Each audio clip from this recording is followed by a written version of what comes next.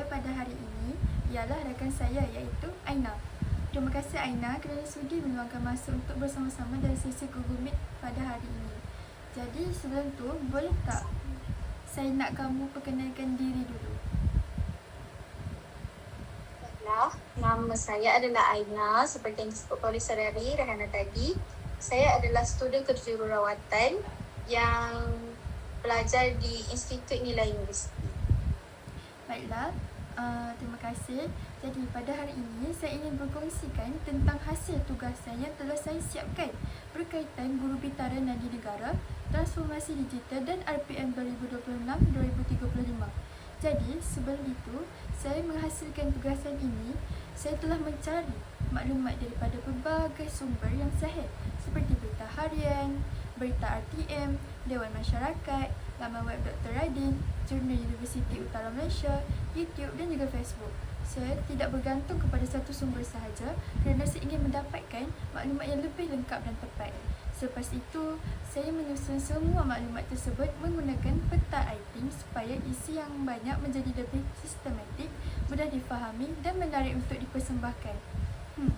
Baiklah Aina, sebelum saya terangkan lebih lanjut, pada pendapat awak, adakah tajuk ini sesuai dipelajari oleh bakal guru-guru seperti bakal-bakal guru yang akan datang?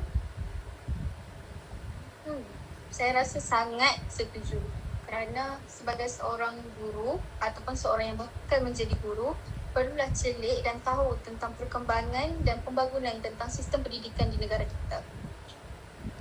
Okey, baiklah. Jadi, sebelum itu, saya ingin menerangkan sedikit tentang isi utama infografi ini.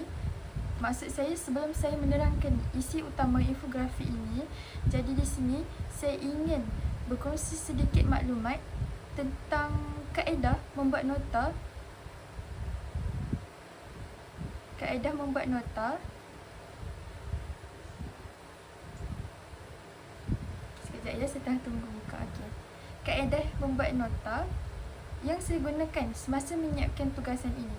Jadi, semasa saya mencari maklumat daripada pelbagai sumber seperti jurnal, artikel berita, laman web dan video, saya mendapati bahawa maklumat yang diperoleh sangat banyak. Jadi, saya menggunakan beberapa kaedah mengambil nota supaya maklumat tersebut lebih mudah disusun, difahami dan diingat. Jadi, antara kaedah yang saya pelajari ialah kaedah Cornell, kaedah rangka, kaedah pemetaan, kaedah carta dan juga kaedah ayat. Jadi, setiap kaedah ini mempunyai kelebihan tersendiri bergantung kepada jenis maklumat yang ingin dicatat. Sebagai contoh, semasa membuat tugasan ini, saya banyak menggunakan kaedah pemetaan, iaitu yang ini, kerana ianya memudahkan saya melihat hubungan antara Guru Bitara, Transformasi Digital dan RPM 2026-2035 dalam bentuk visual. Selain itu, saya juga menggabungkan idea tersebut ke dalam peta iThink supaya keseluruhan isi menjadi lebih tersusun dan mudah difahami. Jadi Aina, pada pendapat awak, adakah penggunaan kaedah mengambil nota ini benar-benar membantu dalam proses pembelajaran? Berdasarkan apa yang saya lihat, ia sangat membantu kerana seperti akan memudahkan proses pembelajaran, mudah difahami dan membuatkan pembelajaran dan ulang kaji yang betul. Betul tu Aina, sebab itu saya ingin berkongsi secara ringkas setiap kaedah yang terdapat dalam infografi ini. Baiklah, bagi yang pertama, kaedah Cornell. Kaedah ini membahagikan nota kepada 3 bahagian, iaitu ruang kata kunci atau soalan di sebelah kiri, ruang nota utama di sebelah kanan dan ruang rumusan di bahagian bawah. Kaedah ini sangat sesuai digunakan semasa kuliah kerana ianya membantu kita mengenal pasti isi penting serta memudahkan proses ulang kaji. Selain itu, yang kedua pula ialah kaedah rangka.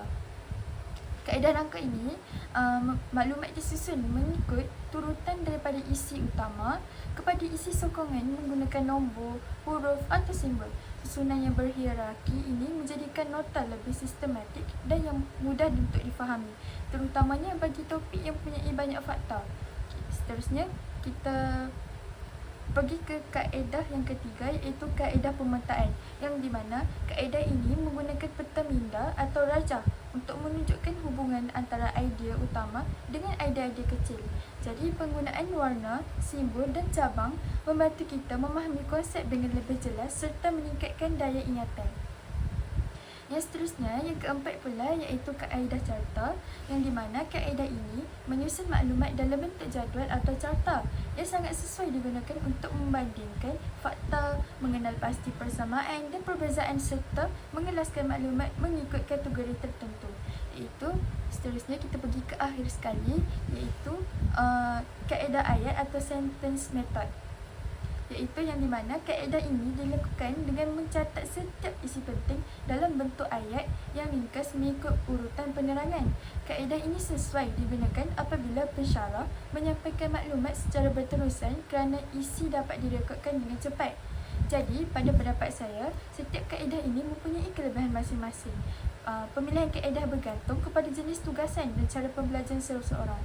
Yang paling penting ialah nota yang dihasilkan mestilah kemas, mudah difahami dan dapat membantu kita membuat ulang kaji dengan lebih berkesan. Baiklah, dan seterusnya.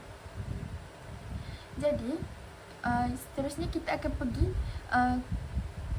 pada guru bitara nada negara, yang di mana kalau kita lihat pada bahagian kiri infografik saya, sekejap ya.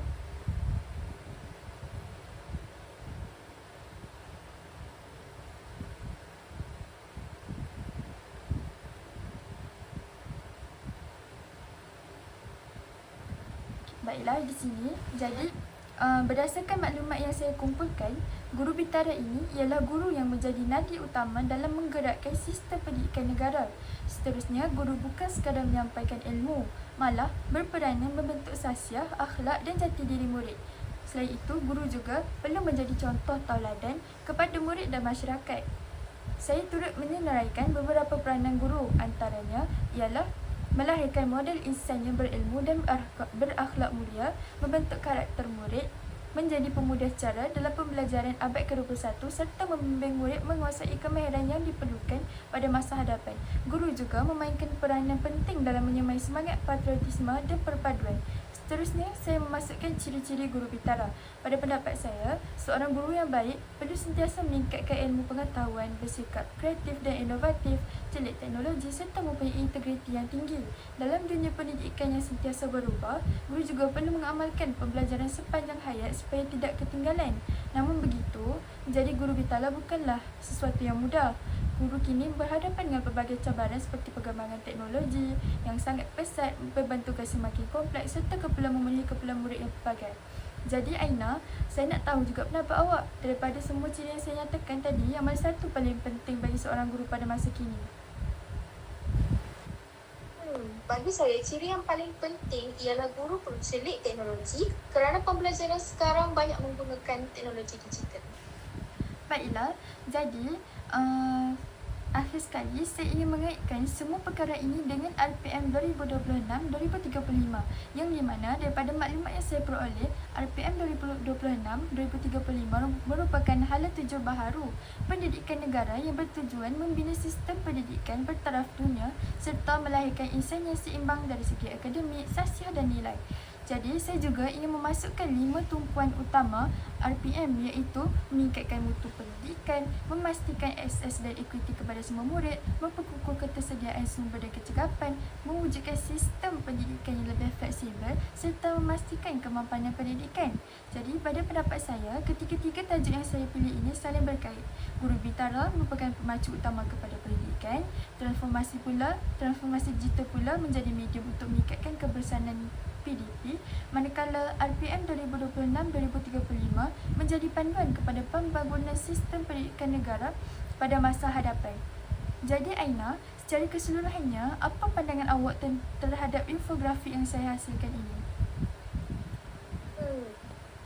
Menurut saya, infografik ini sangat mudah difahami kerana maklumat telah disusun mengikut kategori. Jadi kita dapat melihat dengan jelas hubungan antara guru bitara transformasi, transformasi digital dan RPM 2026-2035. Baiklah, terima kasih Aina atas pandangan yang diberikan. Sebagai rumusan, sepanjang menyiapkan tugasan ini, saya belajar bahawa seseorang guru bukan lagi sekadar mengajar di dalam kelas, tetapi perlu sentiasa meningkatkan ilmu, menguasai teknologi dan bersedia menghadapi perubahan pendidikan.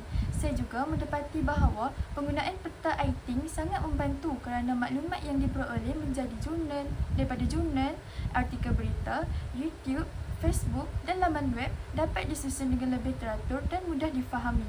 Jadi, saya berharap perkongsian ini dapat memberi sedikit sebanyak pengetahuan kepada kita semua tentang Guru Bitara Nadi Negara, transformasi digital dan RPM 2026-2035 serta kepentingannya dalam membentuk sistem pendidikan negara yang lebih berkualiti.